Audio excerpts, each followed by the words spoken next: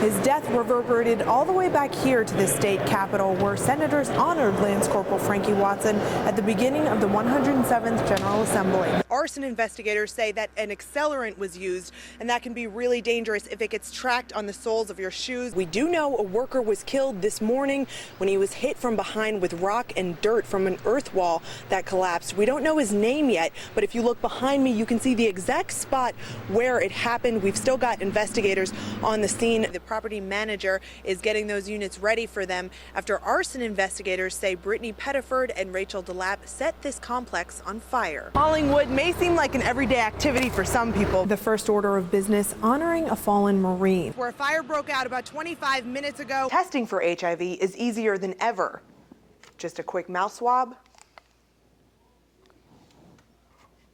And within 20 minutes, you've got the results. It's definitely been very busy out here on the patio for most of the day. As you can see, maybe behind me, people are starting to really get into it, filter in. What she didn't lose in the fire, Wells lost to thieves. When she came back here to gather up what little she could, her apartment had been looted. It all started here on Chipman Street. A memorial for Shannon Christian and Chris Newsom is all that stands now. The house where the young couple was brutally raped, tortured, and murdered, long since torn down. Over the past 5 years, the 4 people charged with those crimes had their days in court. All were found guilty but granted retrials because of Baumgartner's pill addiction. That's why Christian's cousin Brandon Stern started this online petition asking Governor Haslam to stop the retrials. So far, more than 8,000 people have shown their support. But is that enough? What did these families have to say about what all is going on now? Well, the Newsoms say they were pretty shocked, and the Christians, I think, were more angry. Both families say what went on in that courtroom today was a circus.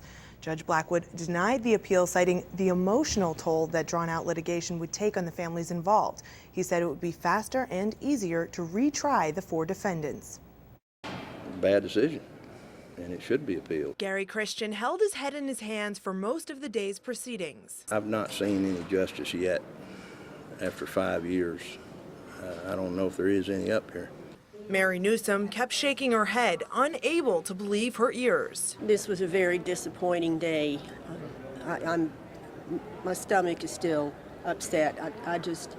I have lost all respect for the justice system. The prosecution argued 4 new trials would cause irreparable injury to the families, create a precedent for future cases, and cost the state millions of dollars. Judge Blackwood said the structural error caused by Richard Baumgartner's misconduct was too great to ignore.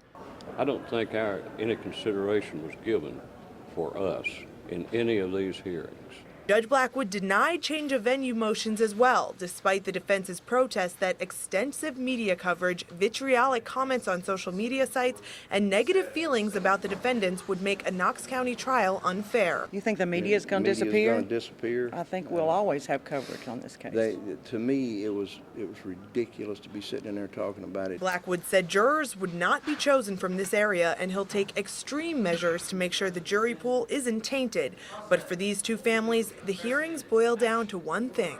What that courtroom has seemed to have forgotten is that there was a young man and a young woman, normal kids, going to college, going to work every day, whatever they were doing. They were just normal kids.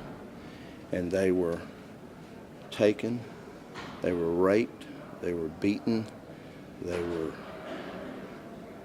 shot. They were set on fire. They were stuffed in a trash can. That's what this is all about. Blackwood set trial dates for 3 of the 4 suspects, August 27th for LaTalvis Cobbins, October 22nd for George Thomas, and November 12th for Vanessa Coleman. Gary Christian told me the Attorney General will file an appeal under Rule 10 that goes straight to the appellate court. But really, I think we're just kind of scratching the surface of the extensive litigation that we're going to be seeing in the next year. Lindsay Bernard is a tanning consultant at North Shore Sun in Knoxville. Depending on her mood, she tans in beds or sprays on a faux glow.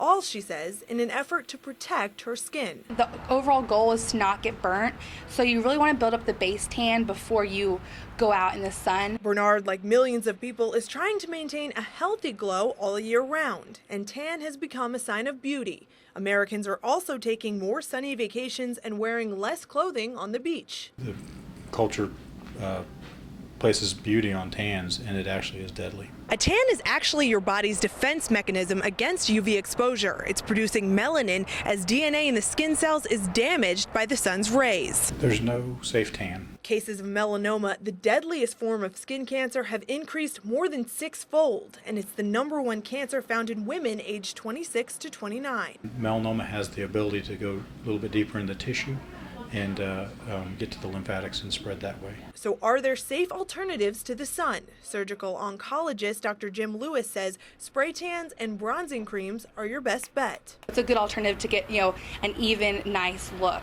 But he adds there's no magic bullet. Those are relatively new on the market, I think, and so again, they should be looked at as well as all products like that by the FDA. I think if people are wanting to have color, they're going to tan no matter what the critics are going to say. A practice Dr. Lewis says could cost your life. In Knoxville, Kate Burgess, VLT Local 8 News.